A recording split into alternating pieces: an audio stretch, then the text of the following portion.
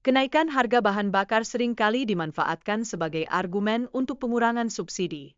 Masyarakat terpaksa menerima alasan semacam itu, seperti meningkatnya harga minyak dunia dan beban anggaran negara yang semakin berat.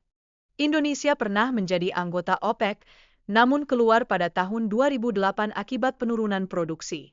Keputusan ini menandai awal ketergantungan Indonesia pada impor minyak, suatu kondisi yang sulit untuk diubah. Meskipun memiliki cadangan minyak sekitar 2,41 miliar barel, pengelolaan yang tidak efisien membuat Indonesia terus bergantung pada impor minyak yang telah diproses.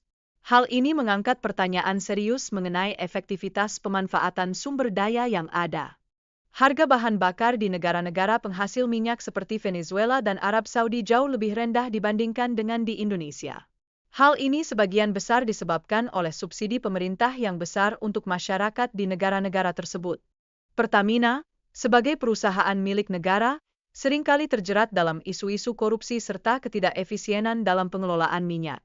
Masalah ini hanya memperburuk ketergantungan Indonesia pada impor yang seharusnya bisa dihindari. Meskipun produksi minyak Indonesia mencapai angka antara 600.000 hingga 700.000 barel per hari, sebagian besar dari minyak mentah tersebut diekspor ke luar negeri.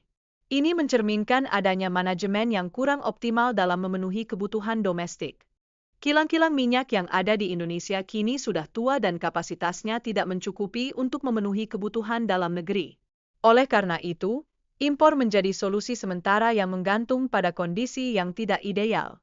Dengan proyek pembangunan kilang Tuban yang diharapkan selesai pada Januari 2025, diharapkan dapat meningkatkan kapasitas produksi dalam negeri. Namun, tantangan besar tetap ada. Negara-negara seperti Malaysia dapat membangun kilang baru dalam waktu singkat, sementara Indonesia masih terjebak dalam perdebatan tanpa kemajuan signifikan. Ini mengindikasikan adanya masalah dalam proses pengambilan keputusan. Rantai bisnis bahan bakar mencakup eksplorasi, pengolahan, distribusi, dan penjualan, dengan setiap tahap memiliki kepentingan besar yang mempengaruhi alur uang. Hal ini menimbulkan pertanyaan tentang transparansi dalam industri ini. Impor bahan bakar memicu aliran triliunan rupiah ke pihak-pihak tertentu, menciptakan ketergantungan yang sangat merugikan perekonomian Indonesia secara keseluruhan. Politik dan pengaruh kekuatan asing juga turut berperan dalam pengelolaan industri minyak di Indonesia. Negara-negara pemasok tidak ingin kehilangan pasar besar yang dimiliki oleh Indonesia. Minimnya pengelolaan minyak domestik membuka celah bagi mafia minyak. Mereka diduga memperoleh komisi dari setiap transaksi impor bahan bakar, memperburuk situasi yang ada. Ketergantungan pada impor bahan bakar membawa dampak negatif bagi perekonomian rakyat. Ini menciptakan lingkaran setan yang semakin sulit untuk dipecahkan.